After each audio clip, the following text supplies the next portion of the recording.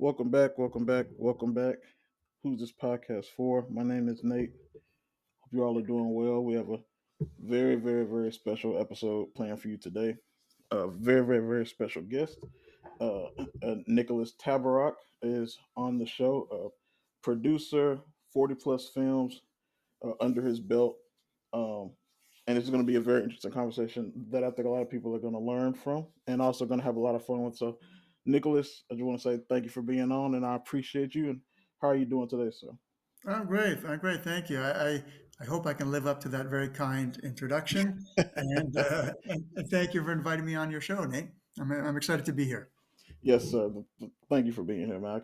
I can't say it enough. But I want to start at the top just to give everybody a quick little introduction. I'll let you do that, and I just want to first ask you, who are you? What is your position? What is your job? What do you consider your job? And just kind of a general overview of what your life is at the moment. Sure, sure. So my name is Nicholas Tabarrok, and Nate, you got the pronunciation perfect. Thank you for Oh, that. A that's lot of great. people That's great. stumble over my last name, even though it's actually very phonetic. It's Right, exactly what it right. looks. But I appreciate you getting my name right. So it's Nicholas Tabarrok. I am a film and television producer.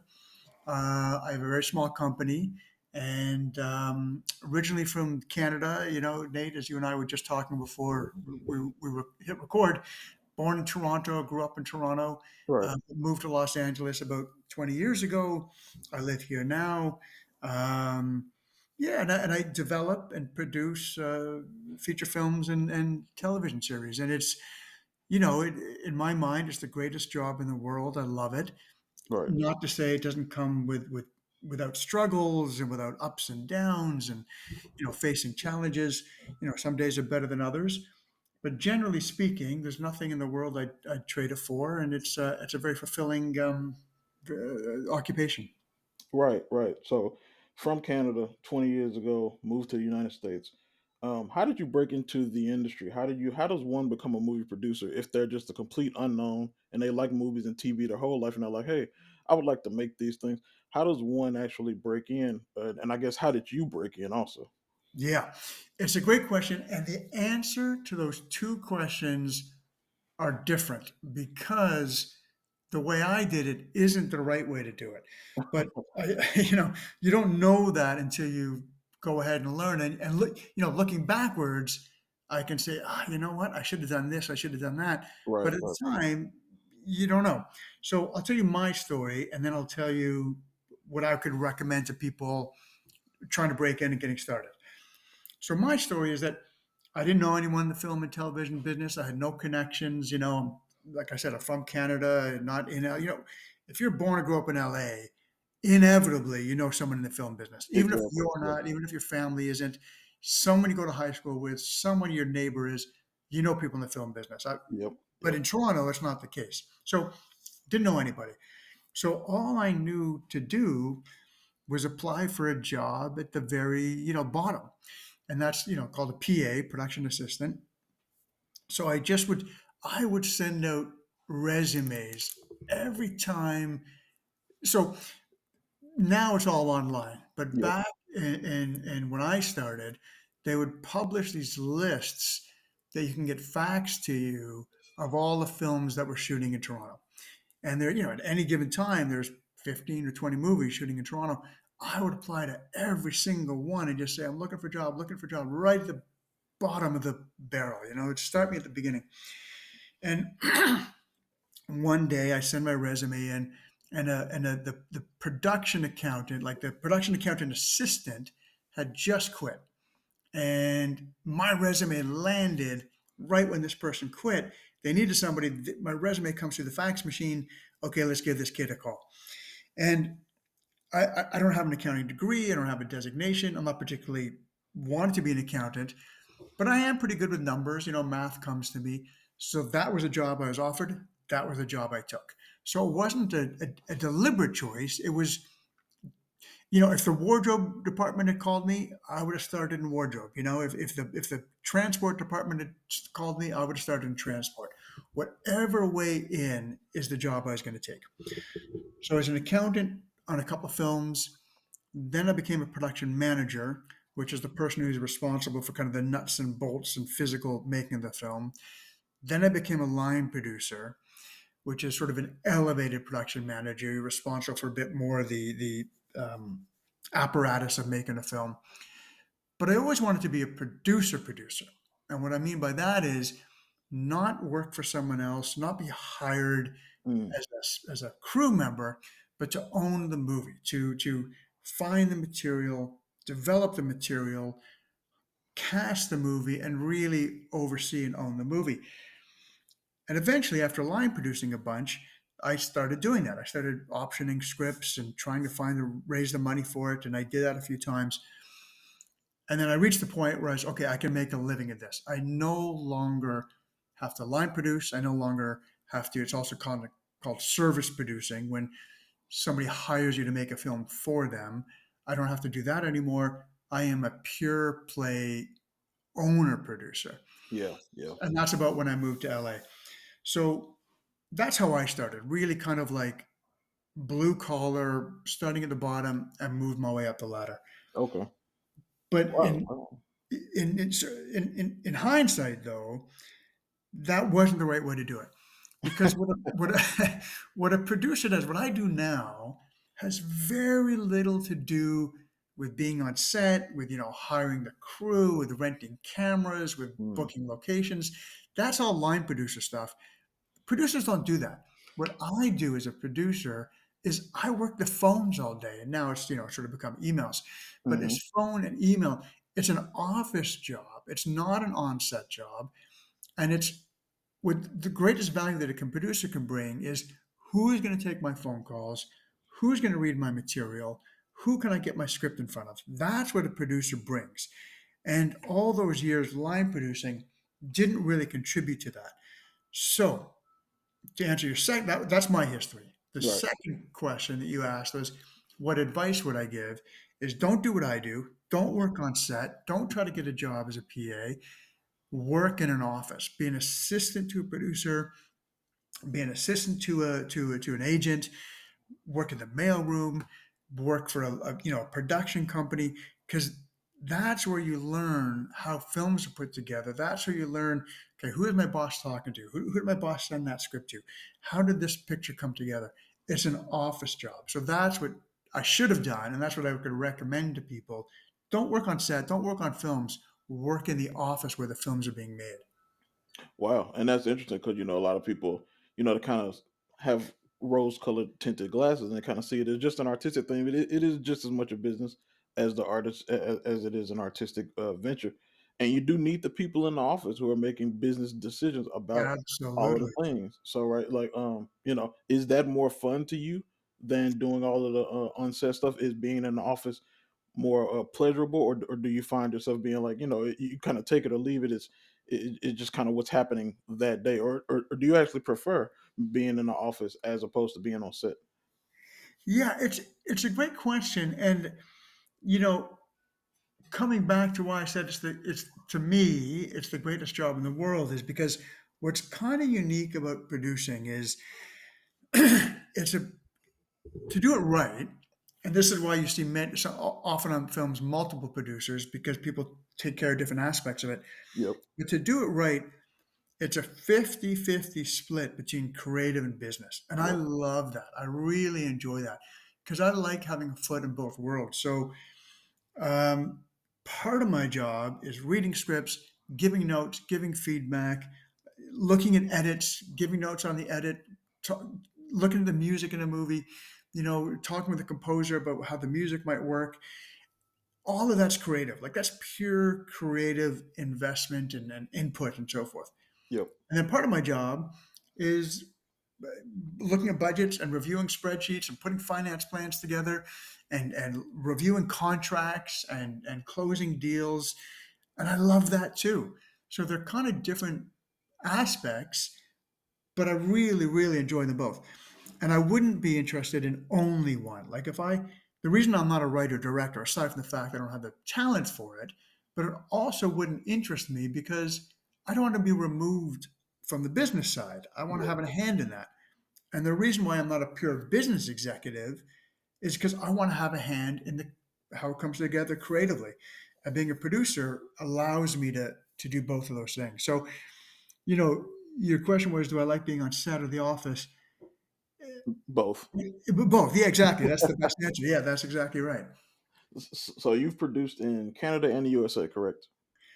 All over the world. So I All over the produce. world. Wow. I Okay. mean, well, sorry, that's a little grand. That's a little grand. Let me reduce that. I would be happy and willing To do it all over for the world. all over the world, but I have made films in Poland, Colombia, the Cayman Islands, Sweden. I'm looking at making a film in Italy right now. Oh Um, wow. Wow. I've not made a film in Asia, but I would love the opportunity to. So yeah, I would make a film anywhere around the world, and it's one of the again one of the great pleasures of this business that you have that opportunity to. What is the biggest difference from producing movies in the USA as opposed to anywhere else in the world? Is there a difference? Not a major one. The building block. I mean, there were different nuances in different places. Yeah. Sorry, I got a cough for a second. Excuse I me. know it's all right. Like there were. I'm trying to think of something like. I mean, here's a super minor, insignificant example, but it's the first one that popped to my mind. You know, so I made this film in Poland, and I remember the first day, on set we're shooting, and I'm like, "Where's the lunchroom?" We're break for lunch. Or where's the lunchroom? What do you mean lunchroom? Well, where do we go and sit for lunch? No, you You just eat it sit right anywhere. here, yeah. Yeah, and in North America, you always book and you rent a lunchroom that Yeah, seats craft 100 people, services. and there are tables and chairs and all that. In Poland, they just don't do that. You just grab your lunch and sit on a piece of lawn or a park Yeah. bench, or oh, that's interesting. That's a bit weird. So that's super minor, obviously, but it's like those little differences, of course, will exist around the world. Oh, and I just made a film in New York, and in New York, the parking rules and what you're allowed to do with parking your vehicles is very different from LA and other places. Oh yeah. Those are minor things. Really, the big building block of how films are made, 90% of it is the same, at least everywhere I've been. Maybe there's a territory that does things completely differently, Right, right. but 90% of filmmaking is the same every place in the world that I've done it. Okay. Well that's interesting. We'll get talking about producing. Let's talk about Darius Films, which is your producing company. Yep. I want to start off briefly. Where did the name Darius Films come from? Okay. So that's an easy answer. It's my middle name. Oh, okay. Okay. Wow. And I wonder, was there a Darius in the picture with you? Is it a joint thing? No, it's just your middle name. Okay, I It's like my middle name. And Nicholas Films doesn't sound that interesting or fun. I thought Darius Films had a better ring to it. And Darius is from King Darius. He was a Persian king, and that's why my okay. company logo is a king. Wow. Okay. Tabarrok Films would have been fantastic as well. Thank you. I appreciate that. That might have worked too. That might have worked too. Speaking on Darius Films, what type of movies did you have in mind at the inception when you created this film company? Nate, that is a great question because um, it has changed over the years. Yeah. When I started the company, in my mind, what I wanted to make were really unique, different, one of a kind of movies. So, like when I was starting, these movies are 20, 25 years old now, but the kind of movies that were the new hot movies when I started my business was like being John Malkovich Okay. and Yep. Little Miss Sunshine and Lars and the Real Girl, and these very, very kind of idiosyncratic, one of a kind, unique movies. And the Wes Anderson movies, Rushmore, Bottle Rocket. Yeah. Bottle Rocket. Yeah, thank you. Exactly.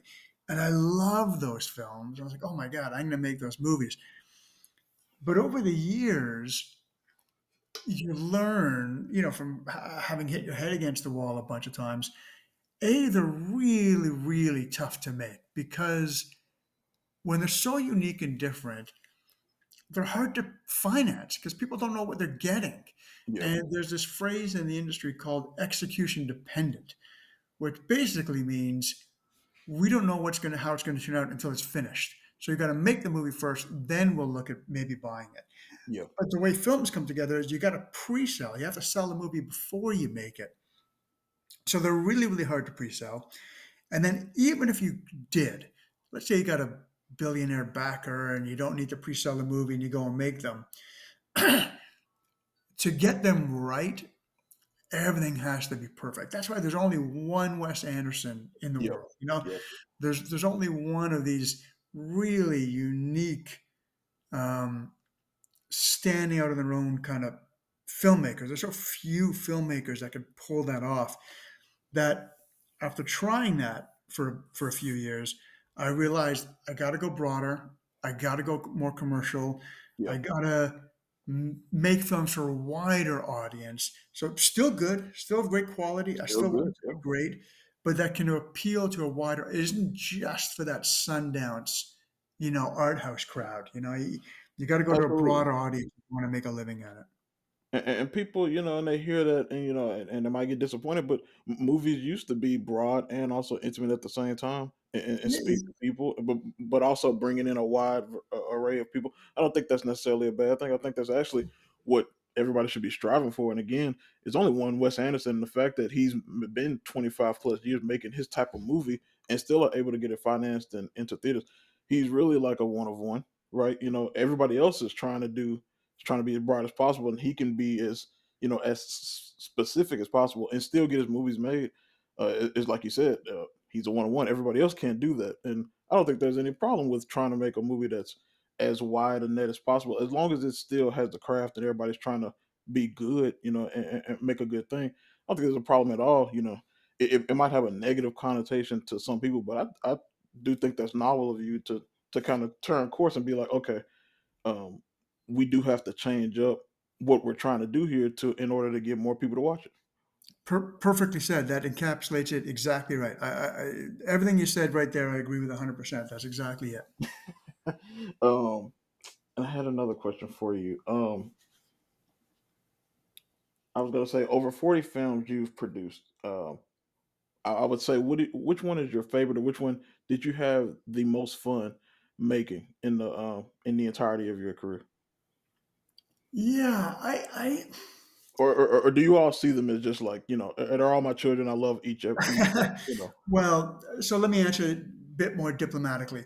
Um, I truly don't have favorites. There's a little bit of what your point, what you're saying about, they're all my children. But having said that, not all of them are equal. Like it would be hard to pick a number one, you know. But there are films like we all got to make a living, we all got to pay the bills. Exactly right. In that 40, picture filmography, there are some films in there that I don't love, that aren't passionate, that aren't like works of labors of love and passion. It's like, okay, you know what? I can get this made. I can make a few bucks. I don't think it's bad. I'm not going to tarnish my reputation, but this isn't going to be one that I'm going to, on my deathbed, feel proud of having contributed to the world. Right, right. Wait, sorry, say again. No, I was agreeing with you. I said right, right. Yeah, right. They can't all be right. Yeah, yeah.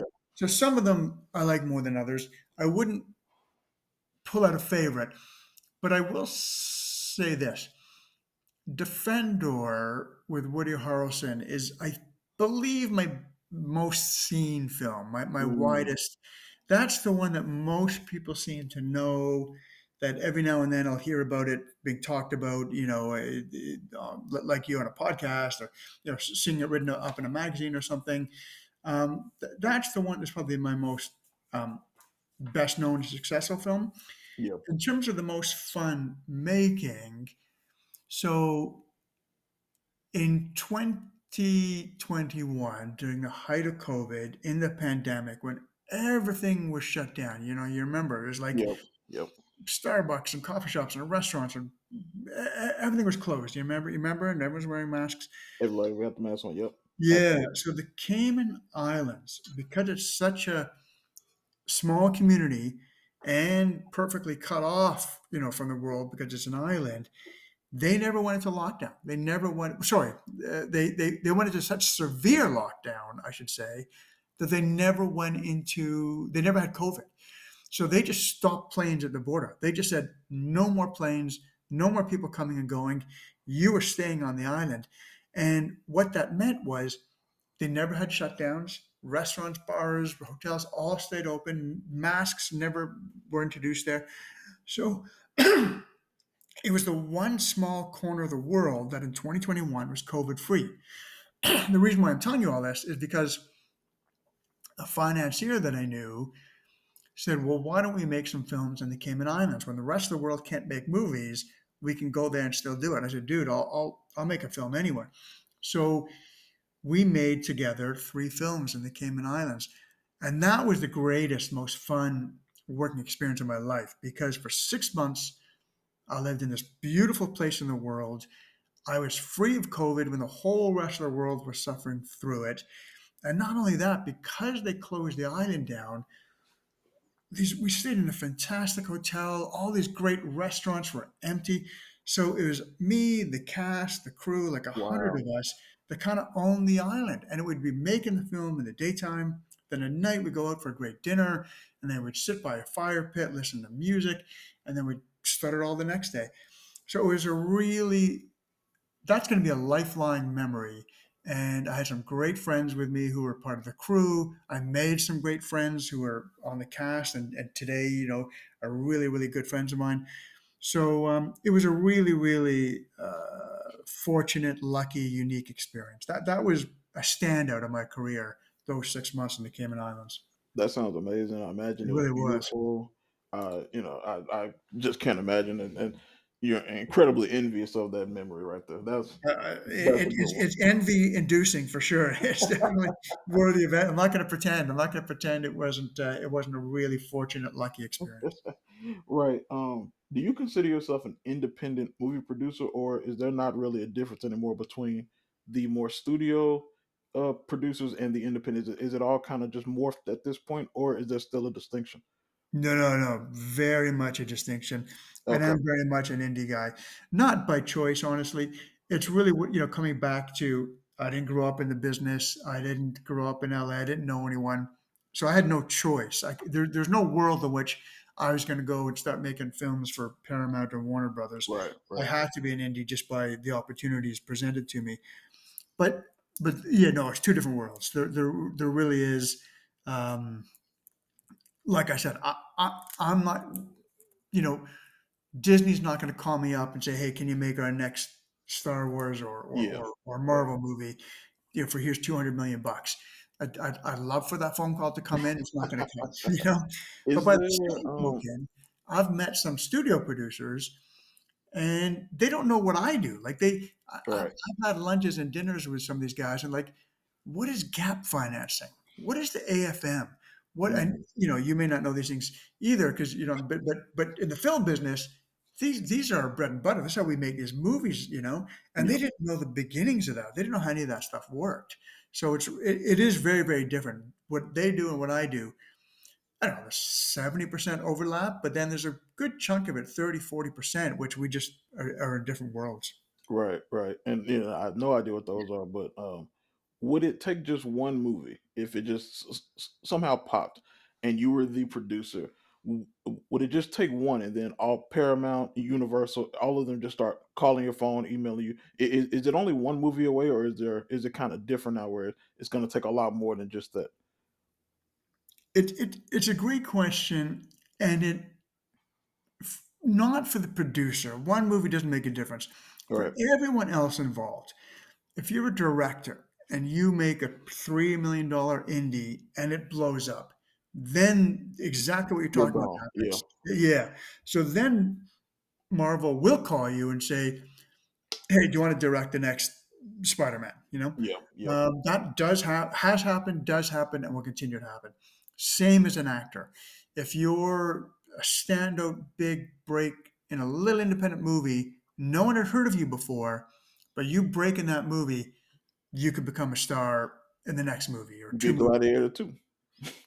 What's that? I said you get Gladiator too because I think that's pretty much Yeah, what happened to. exact perfect example, Yep, perfect example, right.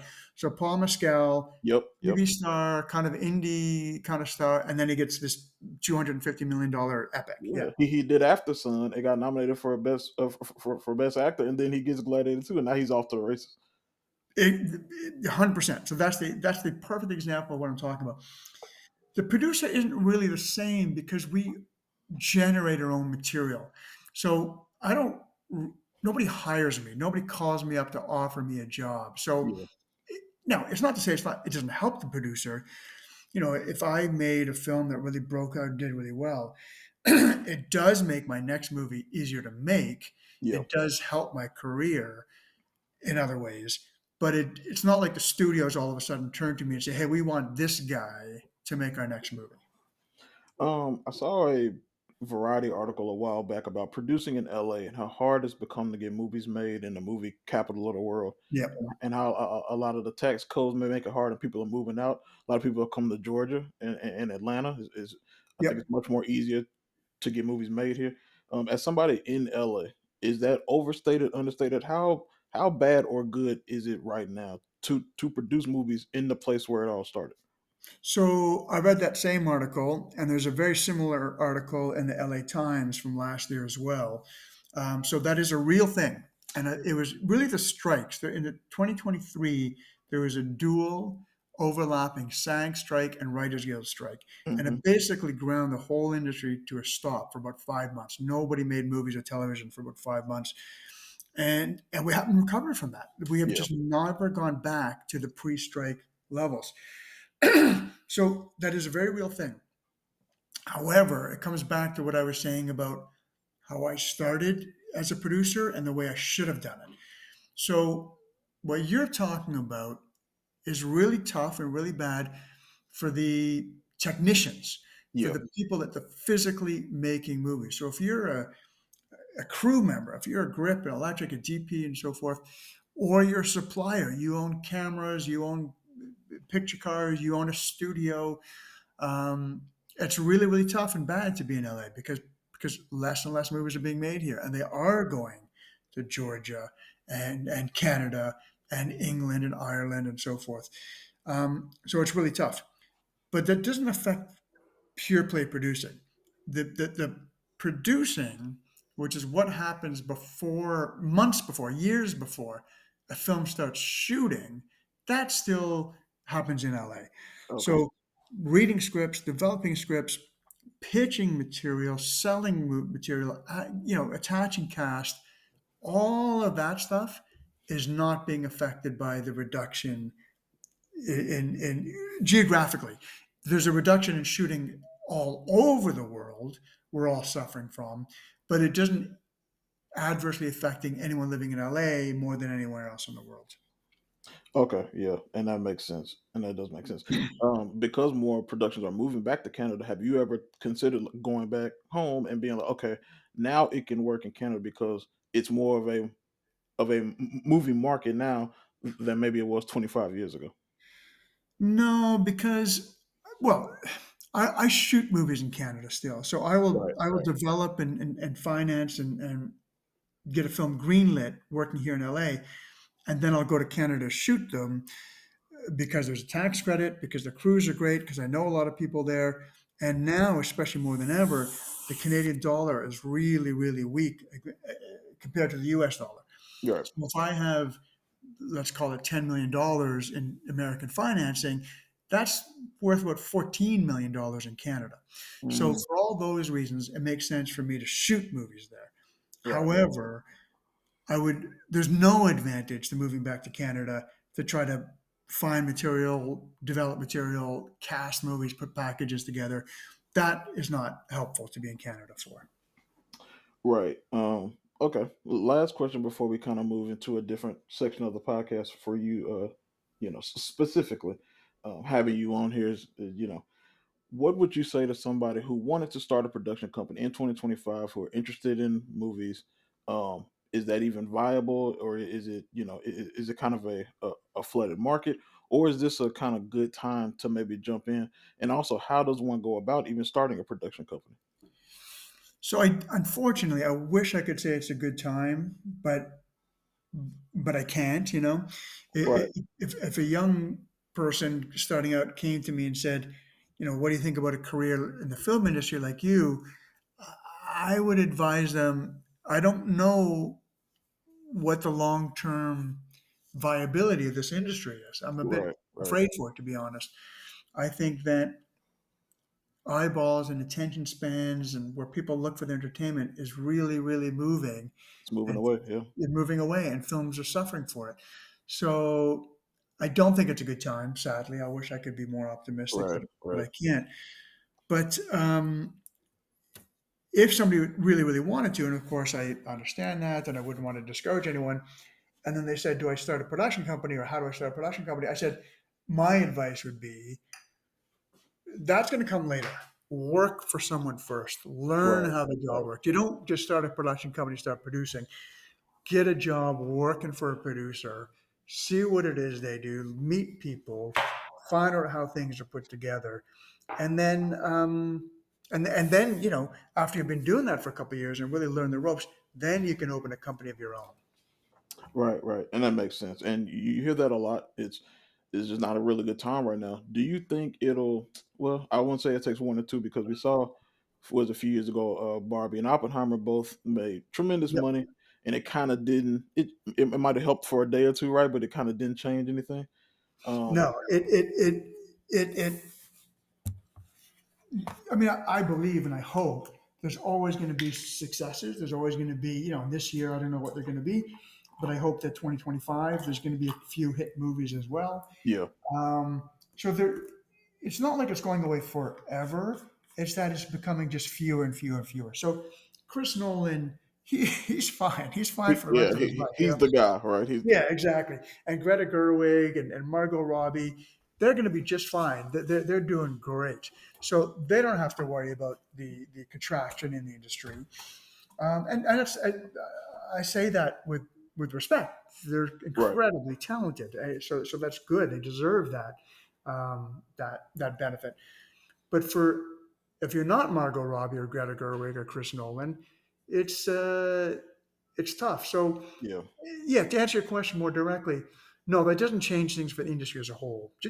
One massive success doesn't make it easier for everyone else. right, right. Well, I think that was a pretty good introduction to you, Nicholas. And now we're gonna take a quick break and we're gonna segue into more movie things and get your opinions on some movie topics that I have in mind. And we'll be right back in 1 second. Okay.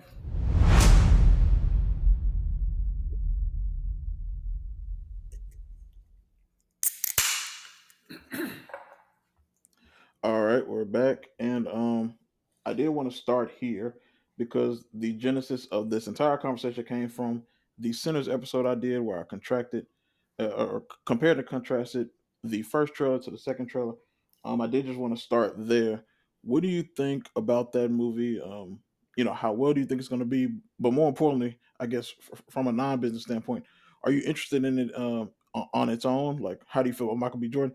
Just your whole kind of thoughts on the Sinners movie, which should be coming up in about 1 or 2 months, I believe. So it's not that far away. What are your Yeah, thoughts on that movie in its totality? I guess. I'm really excited for that movie. I don't think Ryan Coogler has ever made a not great movie. I think he's one of the top, most talented young filmmakers today. I'm trying to think of his filmography. I'm pretty sure I've seen every single one of his movies Yeah, and yeah, love them all. The way he revived the Rocky Creed franchise was so brilliant and so fresh. So I'm a big Ryan Coogler fan, and same goes for Michael B. Jordan. I think he's the real deal movie star. He's his generation's Tom Cruise, Oh wow, Brad really? Pitt, Denzel. I think so. I mean, what is he 40 yet? He's still in his 30s, something He's like that. actually. I want to say he's maybe 37, 36, 30, Yeah, somewhere around. that would be my guess. So who else in their 30s has his kind of star power and charisma and draw? So it's a great package. So I'm excited for that movie. I think it's going to be great. I hope it's going to be great, and I'm looking forward to it. Were you a bit disappointed in the kind of? I guess it was kind of some reveals in the second trailer where they showed. Well, a lot of people, at least on social media, were saying they might have showed a bit too much. Do you consider that when you're watching the trailer, or are you just trying to see this trailer for what it is, and you don't really care about spoilers and things of that nature? No, so okay. Confession, I can't remember the trailer that well, so I can't speak to the Oh, that's specifics. great. Oh, that's great. So that trailer, I can't like speak to the specifics, but generally speaking, I agree with you. I don't want too many spoilers. Don't tell me the whole story. Yeah, Give me yeah. a hook. Tell me what's gonna bring me in, but don't tell me the beginning, middle, end. Let me discover that as I'm watching the movie. Exactly right. And for some reason, when I watched the second trailer, it slipped my mind that a teaser had came out like 5 months before. I don't Right. know why I was thinking that this was the first one. I was like, wow, y'all really showed a lot. But considering it was the second trailer, I never watched the second trailer. Only watch a teaser, and if I'm Oh, interested, right. Right. I'm gonna go see it anyway. I don't really watch it. This time, for some reason, I did, and I was like, oh man, I really kind of shot myself in the foot. But at the same time, I did like it, even though I thought it showed a bit too much. So it's interesting about trailers. Um, when you're making your movies and you're cutting trailers, are you a big part of it, or is that somebody else's responsibility? It varies. So the answer is kind of both. So sometimes I make the movie and there's a distributor, and then it's the distributor's job to get it in front of the public, which means the distributor books the movie theaters. They're going to sell it to Netflix and Stars and pay TV and all that. Yeah, Back in the day, they would be the ones putting out the DVD and selling the DVD to Walmart and everything. And which also means they create the poster, they create the trailer, they do all the marketing materials. However, and it varies how much input you have depending on your relationship with the distributor. They ask for the producer input, and the producer and director often give feedback and input and suggestions on that material. And sometimes, when it's a really low budget film and maybe you don't have a distributor yet, the director and editor and myself will cut a trailer on our own. So the level of involvement varies is the best way to answer your question. And sometimes you're not happy with it. Like yeah, I'm not gonna name names, but I've had movies where the distributor's poster I've absolutely hated. I just felt, God, you just got it wrong. You yeah, don't understand the movie. You don't understand the tone. You don't understand the audience. And I felt the same way about trailers. Like, oh my God, this is so wrong. yeah. Um, so sometimes that can be a frustration. Yeah, I want to go back to the Tom Cruise thing you just said, which was fascinating. I've never really heard anybody say Michael B is our, and he kind of is, if you think about it. I think But so. Yeah. yeah, absolutely. I just never really considered it, and now I like the comparison. Speaking of Tom Cruise, if you had him for a one picture contract with your production company, what's the type of movie you put him in? Would you go with what he's been doing for the last maybe 15, 20 years? Would you kind of try to take him to a Vanilla Sky or a Jerry Maguire or Born on the Fourth of July? Would you give him something completely foreign to him, or would you just kind of put him in something he's already known? Like if you just had one movie with Tom Cruise, what would you do given his career at this moment? Oh my God, Nate, that is a great question. That is such a thoughtful, interesting question because I'll tell you what's going on in my mind right now. It's a really smart question to ask because I'll tell you what's going on in my mind. I'll share Yeah, that kind of thought process is commercially and to make money and to reach as wide an audience as possible. I'd say, oh man, I want to make Mission Possible 7, or right, whatever right. number we're at now. I want to do something huge. I want to make Top Gun 3 because Yeah, then I know it's going to do $1 billion in the box office and 100 million people are going to go see it. And it's going and to now be you're huge. set for life, basically. Yeah, Yeah, set for life. So that's kind of one part of the answer. But then, you know, the movies that I love, I'd rather have my name, and that's no knock on those giant movies. They're really fun. right, right. But I'd be prouder of a Jerry Maguire. Like Yes, you yeah. could say, do you want your name? Would you like to produce Jerry Maguire or Mission Impossible? the truth is, I'd rather produce Jerry Maguire. That's a movie I'd get more satisfaction of having Out made. of doing. Yep. Yeah, and then the other, Tom Cruise doing an indie. If you remember Magnolia, do you remember his turn I in remember. Magnolia? Oh man, yeah, So absolutely. great, right? So okay, so to answer your question, I think I would lean towards the Tom Cruise of like breaking out of a shell, not doing the action star, doing a real actor's performance. I would rather do him in a cool, thoughtful indie than in a huge, massive action film. I think about the Color of Money and Martin Scorsese. Oh my God, That's one. love that film. Yeah, and Love that film. I'm like, man, if what his career would be if we had like 7 or 8 more of those. But at the same time, he wouldn't be the Tom Cruise maybe he is now. So That's right. it, That's right. it just kind of like, what do you want your career to be? Same with Will Smith. He went a certain way, and he Yep. could have went another way, but you wouldn't have him what he is now without All the Men in Black and without Independence Day. So it's very interesting. That's why I don't want to like throw you off there, but I just thought it was an interesting question. You brought up Tom Cruise, and I was like, if you just had him for one movie, what would it be? And I agree with you. It would be a Color of Money. It would be a Jerry Yep. Maguire for me personally. Yeah. Yep. Yeah, I forgot about Color Money, but I loved Paul Newman. I think he's one of our life's great, one of the world's great movie stars. Oh, And him absolutely. and Tom Cruise together, and Martin Scorsese is probably my favorite director. That was a great movie. Absolutely. What's the best thing you've seen lately in a movie or even a TV show?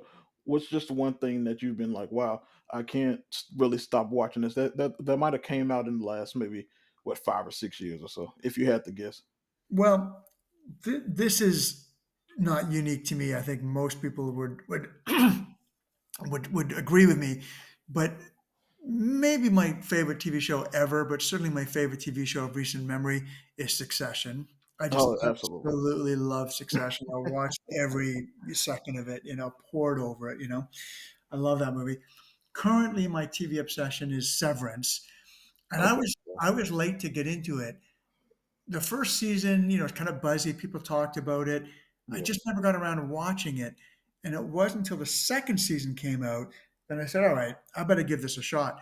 And I had the fortune of being able to watch the whole first season in a block. Right. Right. So now I'm hooked on Severance. I really love the thought provokingness of that show. I just finished watching last night Zero Day with Robert De Niro's first TV series. I thought that Okay. was very good. I like that. I'm into White Lotus. I'm excited by this season's White White Lotus Lotus. has a lot of buzz Yeah, right now. yeah. So those are the ones that pop in my mind. Yeah. When something is popular, in other parts of the world, I've lived in the South most of my life. I don't think there's really kind of a conversation about things, as maybe I assume it is in LA. If something's popular out there in terms of a TV show or movie, does it just spread like wildfire and everybody is talking about Yes. Absolutely. it? Yeah. I For imagine sure. so. Yeah. There's a total industry buzz that everyone's watching and talking about this. I mean, it's more fractured now than it ever has been. And I think Yeah. that's a good thing because there is so much content and so many different tastes. But it's everybody in town, I go to dinner or an event or a party, we're all talking about Severance. And Yep. last year, we're all talking about Shogun. And the year before that, we're all talking about Succession. So, yeah, very much so. I imagine so. There's a show coming out that I'm very excited for this year called The Studio. Has there been Oh any? my God, I can't wait. It's so funny. Right now, if we had the camera on, I'd hold it up and show it to you. I have the current issue of Esquire right beside my laptop on my desk, and it's Seth Yeah. Rogen from that show. The studio looks so great to me. I'm so excited to watch it. I love Seth Rogen. I think he's smart, but I think he's funny, but also really smart. And I love that world of movies, and it. I'm so excited for the studio. I'm really, really hoping that they pull it off. I hope so too. It's maybe one of the few shows that I'm actually excited for this year. I don't. I'm more of a movie guy than a TV guy, but I watch TV. I watch The Bear every single season it Yeah, comes out. right. Yep. But the studio from that trailer, I'm more of I'm an inside baseball kind of guy. So like I love like all the inside Hollywood stuff. One of my favorite movies is Sunset Boulevard. So you Oh, know, wow. Yeah, good for yeah, you, man. Good for you. That's before your time. I like it. oh, way before. Yeah. I think Billy Wilder is masterful, Great. but Great. yeah, I've been so interested in the studio, and I really hope it's good too. But Me too. I did want to pivot to YouTube, considering that's I would say if it's not the main competitor to Hollywood, it's certainly one of them, Yep. right? Yep. How Yep. often are you on YouTube or watching film videos from creators or things of that nature, or are you kind of too busy and maybe aren't into that whole thing? But is there are people out there interested in the YouTube film space? Or are they watching all the kind of different people and things of that nature, or is it really um, not much of an interest? And I'll just start with you. How do you feel about that? I, I'm sort of in between to answer your question. Yeah, I, I don't think I've ever watched a full feature film length on YouTube ever. I turn to Netflix and Prime and Hulu and so yeah, forth for yeah. that. I don't even watch TV series like a traditional dramatic TV series on YouTube. Right, right. However, it's fantastic for clips. I watch the news on like I don't have like many people. I haven't had cable in decades, Yeah, so I get my news from YouTube. So if something big is going on, I'll go on to YouTube to see the clip on it and hear about it. If I miss something on Saturday Night Live or on Jimmy Kimmel or something, I don't watch it live that evening. The next day is when I'll catch it on YouTube. yeah, Um, I watch a lot of mini docs, not like a 90-minute documentary, but just, yeah, I'm really interested in architecture. I like cars. I'm yeah, into Wall Street and business. I'll watch those little like 15, 20-minute docs and interviews and things on YouTube. So I love YouTube. It's a great place to catch content, but it feels to me, and I don't know if other people are like this or not, honestly, it's not where I go for my main sit down and watch Friday night or Sunday night TV. right, That's right. still traditional streamers. But the little bits of information here and there, I find very useful to catch on YouTube. Yeah, yeah. I don't know if you have any favorite channels. Like I often reference on the podcast, movie wise. He's one of the Oh, favorites. I no. almost use it like a study tool. A Oh, lot of those guys kind of break down the movies in an interesting way and things of that nature. yeah, yeah. I don't know that one. For whatever reason, I kind of separate my work and interest, and it's not really Yeah. deliberately, it just worked out that way. So I subscribe to some architecture stuff on YouTube. Yep. Yep. A lot of business, like Bloomberg. Yeah, I don't know if you know Bloomberg's is business news. Yep. I Absolutely. watch I watch Bloomberg on YouTube. Wall Street Journal. They put a bunch of really fascinating little mini docs on YouTube. New York Times. There's YouTube content. Those are the channels that I follow. Yeah, that makes sense. That makes sense. And Um. since you asked, I'll put out a shameless plug. Okay. Um, I have a TV series, an animated TV series, and we have a YouTube channel Oh that's wow. really popular. Yeah, it's called Forget About It. Okay. Forget spelled Fugget. Forget About It, Okay. and that's on YouTube. So I encourage you and all your listeners, go check out Forget About It on YouTube.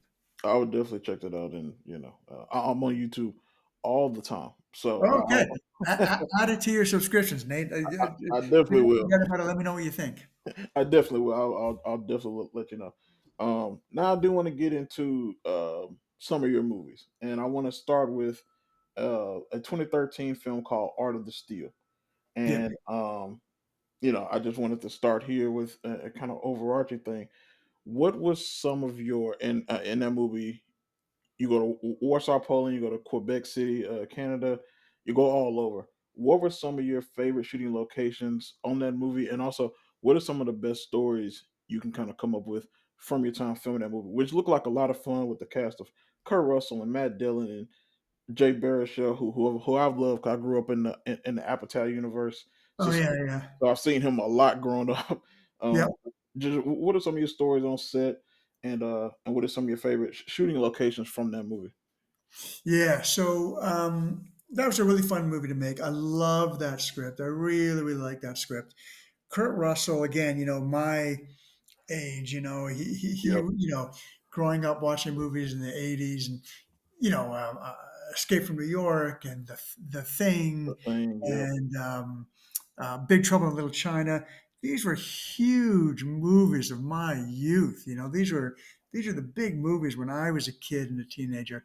So to work with him was such a thrill for me. And I remember, I made the offer, and Kurt Russell being a big star, and Jonathan Sobel, the director, is only his second movie. He's kind of an unknown guy. Kurt said, or his agent says, he'd like to meet you. So I remember driving to his house, and me and Jonathan and Kurt sitting in his living room talking about the script. And that was a real thrill. Like, this is like, and I'm, just hanging out with Kurt Russell. Like, fuck, this is Absolutely. great. And I really, really enjoyed that. And he was a pleasure to work with. And as you say, Jay Baruchel, we're friends to this day, and we're working on other things together. A really fantastic, good-hearted guy and smart, and Matt Dillon. Again, same thing. Growing up, it was Drugstore Cowboy and The Yeah, Outsiders. he was the guy. He was the guy. I grew up on Matt Dillon movies too. So it was a great cast. Really enjoyed making it. We didn't shoot in as many locations as you would think, but I'm Yeah. really happy to hear you say that because it means we pulled it off. We really shot it in and around Toronto and Niagara Falls, except for Romania. We did go to Romania, and all of the stuff where is it? God, it's going back. I think it's Poland is where it's set, Yeah. but Yeah. we shot it, or is it Russia? I don't remember. It was But Warsaw, Poland, I thought. I think you're right. That's right, Yeah. Warsaw, Poland. Ironically, 10 years later, I actually made a film in Warsaw. But that stuff we shot in Romania, and we Oh had some wow. amazing motorcycle stunt rider, like a guy riding a motorcycle onto a subway, up the escalators. So we did a week of stunt shooting in Romania, which was a lot of fun. So yeah, that was a great experience. I really enjoyed making that movie. Another Kurt Russell performance in The Hateful Eight, which I love. Great, He's still great. doing it to this day. And in Once Upon a Time in Hollywood in I 2019. loved him in Once Upon a Time in Hollywood. I love that movie. I loved it so Yes. much, and I thought Kurt was great in it. Um, well, since we're here, is Pulp Fiction your favorite Quentin Tarantino movie? I have to start there because I think that's kind of maybe 99% of the world's opinion is that his best movie. I just want to ask, is that your opinion as well? God, I don't know. I've never really thought. I mean, Reservoir Dogs is so It's good, great. Yeah. so clever, so creative. Like the way he made it on a budget, and Harvey Keitel, who I've had the great pleasure of working with twice, was Wow. such a great actor.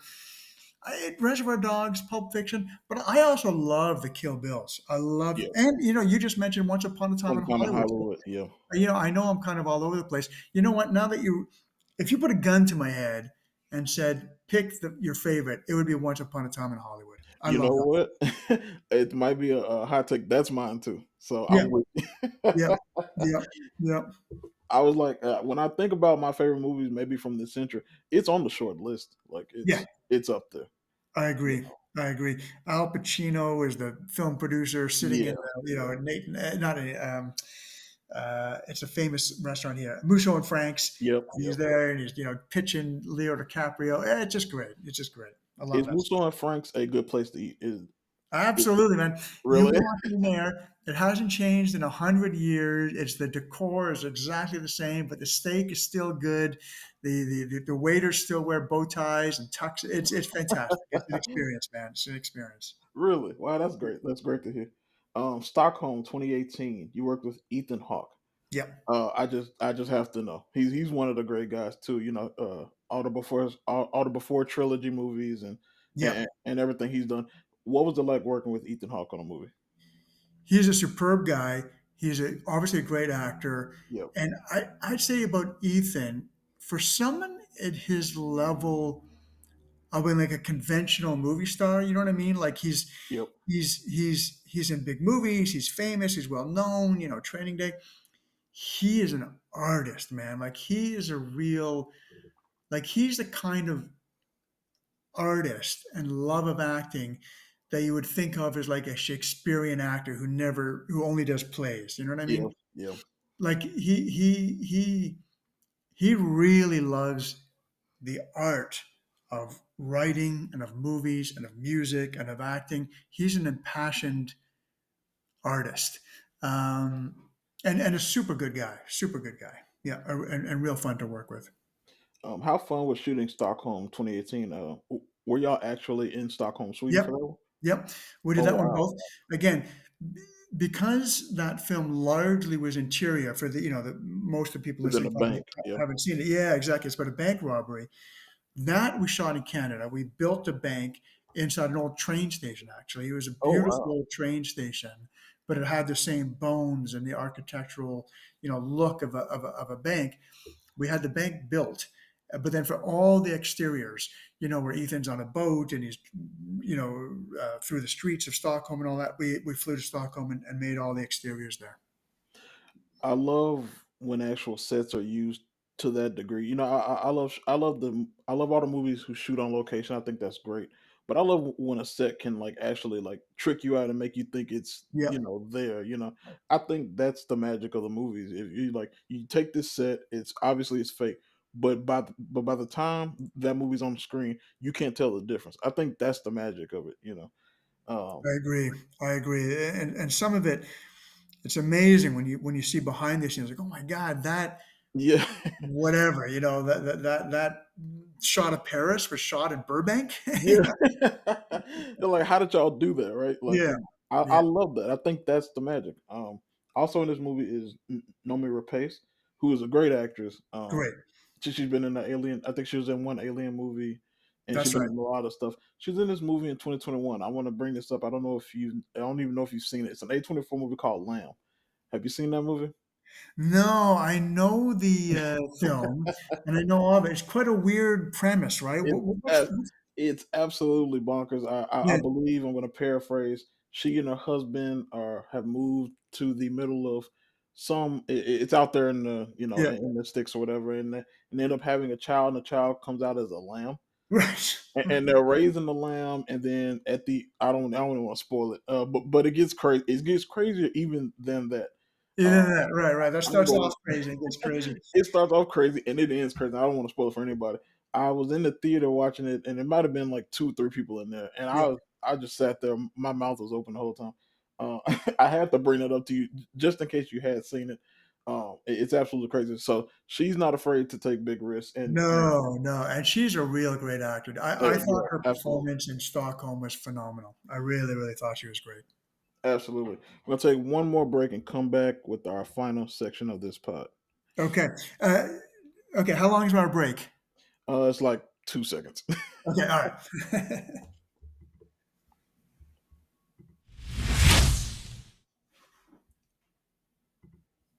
Okay, we're back real quick.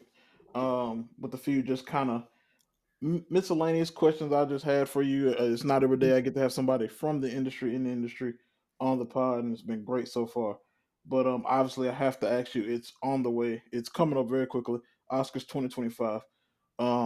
What are your opinions on it? Do you have you seen the movies, or do you not care? What do you think is going to win? Just your overall opinions on the Oscars this season.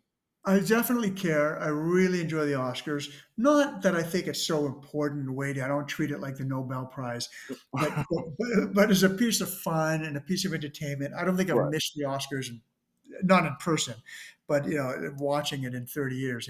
Yeah. So I really enjoy it. It's a fun night I look forward to every year. I think Anora will win Best Picture, and I think Sean Baker will win Best Director. Wow. Wow. I And think, Honor has been gaining a um, lot of steam lately. yeah, yeah. I think Timothy Chalamet will win Best Actor for Bob Dylan. Um, I think Dune is going to win a lot of technical awards. I think they're going to get Best Sound, Best Visual Effects, maybe Best Editing. Uh, what else? What major categories am I forgetting? Um, Well, you got the screenplay awards. I think that's probably wrapped up, right? Yeah, who's up for Best Actress? Who are Best the actress. um, Um, I think Mikey Madison. I think is nominated, right, yeah, for that. right, of course, yeah, yeah. Oh, I think You might Zoe fuck. Saldana. Oh, Yeah, I probably. think Mikey Madison probably will win. Yeah, yeah, I did want to ask you about my theory that they're going to say, and, it was another big, it was a big kind of moment when Denis didn't get nominated for Best Director again for Dune. yeah. And I think I have a theory that they're saving to give him every award when the final Doom movie comes out. Oh, that's interesting. It, That's I interesting. really do think it'll be akin to Return of the King, where it gets everything. He Right. gets directed, gets Best Picture. I think they're waiting to give Doom that moment when the final movie comes out. That's why he's not getting it for these other films on the way to the last one. I personally think that's what it is. You know what? That never crossed my mind. Never thought about it, but I think that's a really good theory. I think that's a really good theory. Yeah. Yeah, but because I don't I don't see how you couldn't give it to him for Doom Part Two, but I love the film. I love the yeah, film. Yeah. if you're waiting to the end, it makes some sense though. If you're like, okay, we're just gonna Yep. wait to the last one and Yep. give them everything, that's perfect. I think that makes a lot of sense, Nate. Yeah, I think you might be onto something. Yeah, absolutely. Yeah, I watched the Oscars too. I've been watching probably since the 2016 year. I think that was the La La Land Moonlight year, and obviously I'm Right. pretty young, so I don't really remember Yeah. much before that. But yeah, I pretty much watch it every year. Yep. Yeah, Good. Good. yeah, Good. Um, what are some movies that you are anticipating for the rest of this year? Man, you know what? You caught me off guard because I'm forgetting which. I mean, we talked about Sinners already. Talked about Sinners. You had the Superman movie coming out this summer. Not so much. Not my world. No, no. And if James Gunn is listening to this, forgive me, give me a job one day. you, But you, you're not into that one, huh? not so much. No, you put Yeah, you put Super Dog into a movie, and yeah, all of a sudden I yeah. check out. I'm like, oh god, I roll my eyes and I check out. I'm trying to think of some other ones. I'm gonna pull up a movies list here really quick. Um, Yeah, most I should anticipated. have done my homework. I can't think of what's coming out to be honest. Are you watching many movies today, or these Yeah, yeah, days, yeah, or yeah. are you No, I very? mean, never as many as I like. Every year, I'm like, oh man, I can't believe I missed those bunch of movies. So Yeah. I never see as many as I want to see. But yeah, yeah, yeah, I'm always out watching movies. I love it. I love it. Uh, 28 years later, you excited about that one? Yes, yes, that one I'm excited by. Yep, And yep, that trailer was fantastic, right? yeah, With the totally, Rudyard absolutely. Kipling boots, and Yep. I was like, wow, I got to see that one. Um, yeah, I think a lot of people are excited about that. Avatar 3, it's obviously going to make $2 billion easily. Exactly. I'll see it because it's such a huge spectacle. Yeah, exactly. But I'm not a big passionate Avatar fan. Yeah, yeah, right. I hear that a lot, man. Then it makes $2 billion. I'm I like, know man, it's amazing. It's amazing. Yeah. it's insane. F1 with Brad Pitt. That Yeah, I'm into that one. I'm not an F1 fan, right, right, right. but it looks. I like Brad Pitt, and it looks kind of thrilling and exciting. I'm into that one. Yeah. Yeah, yeah. Yeah, I don't know. I kind of have a love hate relationship with the movie. I'm always looking for that one that like I'm like, okay, that's my movie this year. I think last Yeah. year for Right. me personally it was Nosferatu. I really love that movie. Yep. And I love how Eggers directed it and all of those Yep. things. I'm always looking for that one. Marty Supreme with Timothy Chalamet might be the one this year for me. That's going to Uh, be interesting. Yeah. Yeah. yeah, I'll tell you, it won't come out this year. But the most excited announcement that I've seen recently. Have you heard about Martin Scorsese's next movie with The Rock? And yeah, it's about a Hawaiian crime family. yeah. That sounds amazing. I saw that and I was like, wow, really? Emily Blunt and The Rock, and Emily obviously Blunt. Yep. Yep. Le- Leo's gonna be with them. I think for every movie he Exactly. Exactly. Yep. Yep. and that threw everybody off because I don't think anybody saw that one coming. No. Uh, No. But it sounds great. I'll be in line for that one. and it's the most interested I've been in Dwayne in probably Yeah, since he left WWF, right? So, I'm totally with you. I'm totally with you. I agree. uh, I agree. Jurassic World Rebirth is obviously going to make billions of dollars, and they all Yeah, do. that's take it or leave it for me. It's not my world. Yeah, right. I'm with you on that one. Yeah, yeah. It's some good movies coming out this year. I Yeah. think if the PTA movie comes out this year, it'll be a great year. Oh I yeah, think. he's always great. Yeah, I always find his stuff really interesting. and that's the one I'm really excited for. I think it's supposed to come out this year, right? If Is I'm it not. okay? Yeah, yeah. I haven't been tracking it. Yeah. And I guess an overarching question. We kind of talked about it earlier, but the future movies. I know you say you're concerned, but you don't see it leaving. Um, just where do you see the next few years for I your think it's going industry? to contract. I think people will always watch movies the same way people still go to live theater, and live theater is still, It still does its big thing. Yeah. areas, in New York and London, it's a big business, Yeah. but it's not the form of popular entertainment. In Yeah. Shakespearean times, everyone went to live theater. That's what people did. That's not the case anymore, and I think it's going to be the same for movies. That movies will still exist, but it's not Yeah. going to be the common form of popular entertainment. Yeah. Yeah. Is that scary for you, or is it It just like is. It it is. is what It it is. is? Yeah, Yeah. it is. And I'm really trying to think outside the box and try different things and be Yeah. be Yeah. be creative about what other things I can do to make money. Yeah.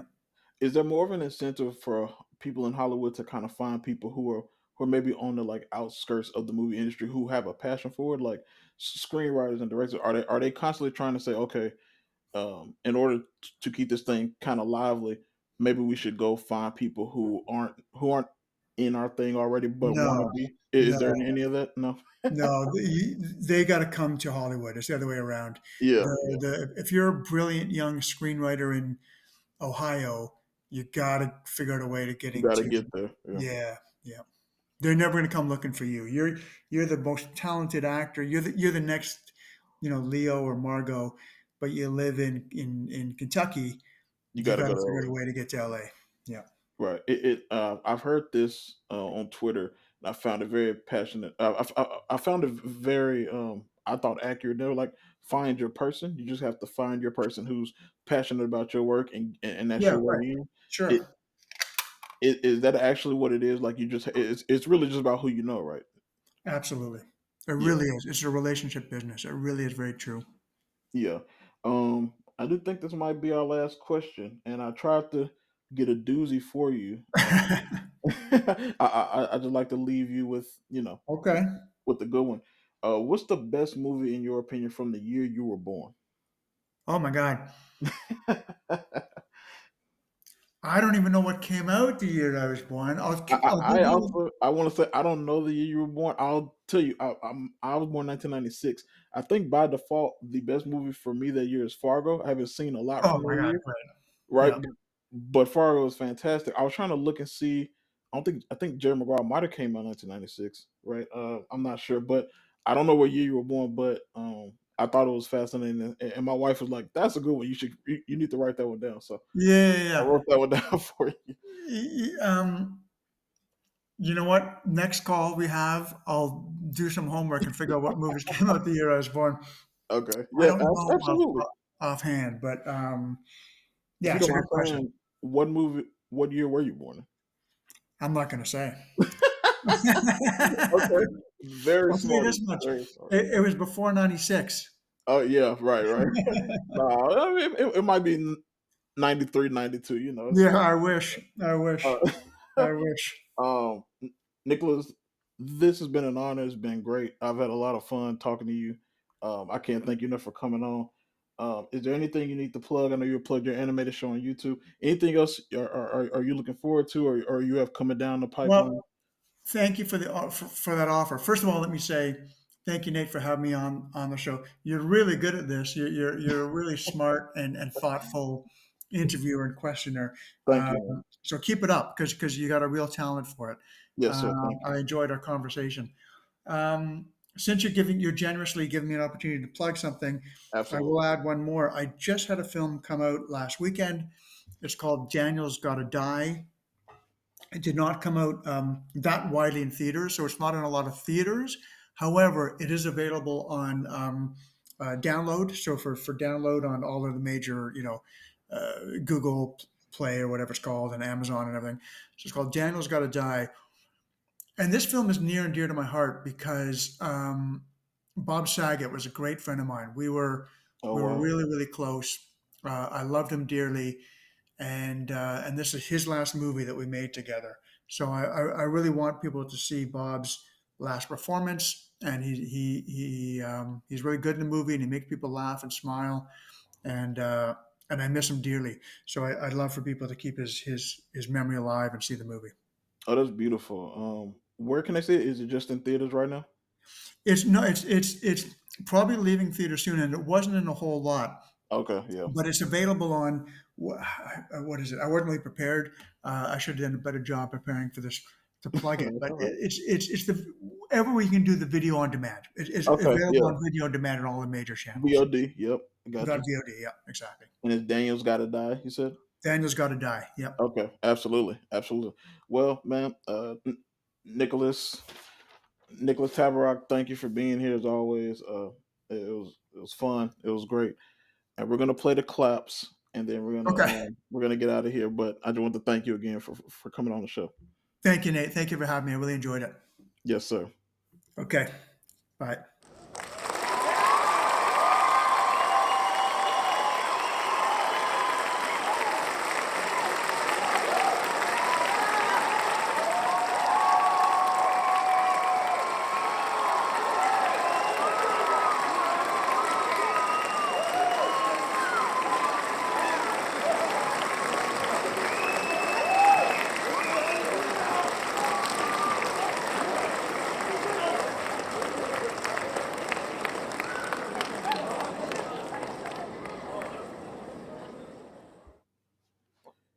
Thank you to Nicholas Tabarrok again.